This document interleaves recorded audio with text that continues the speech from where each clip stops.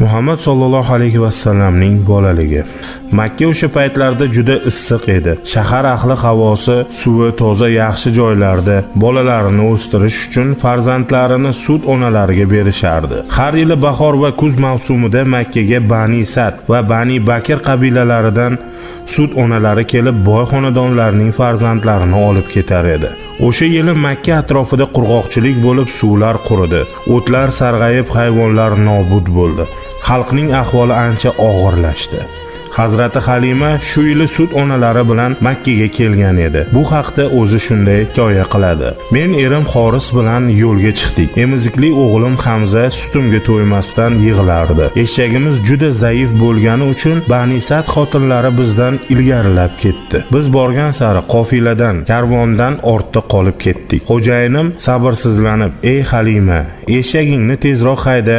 Bani Sad xotinlari bizdan avval Makkaga yetib borishsa, uyga quruq qaytishimiz mumkin" der edi. Harchand harakat qilsak ham baribir orqada qolib ketdik.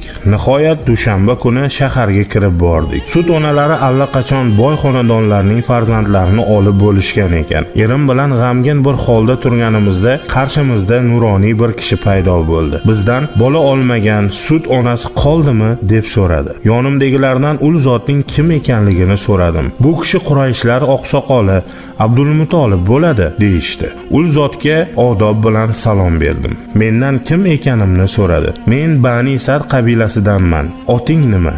Halima.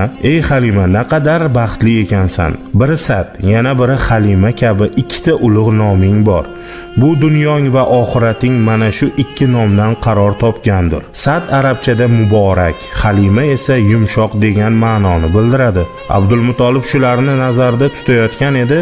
Abdulmutolib Halimaga: "Ey Halima, bola olmagan bo'lsang, mening bir yetim o'g'lim bor. Bani Sad xotinlari bu bolaning otasi yo'q ekan, undan nima naf ko'rardik deb olishmadi.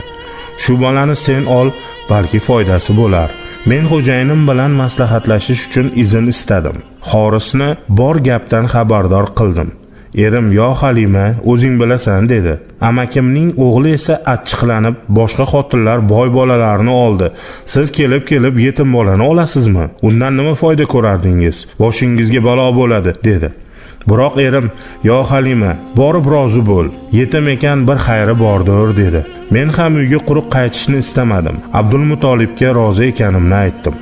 Qurayshlar ulug'i gapimdan juda sevinib ketdi. Haqqimga duo qilib meni Ominaning uyi tomon boshladi.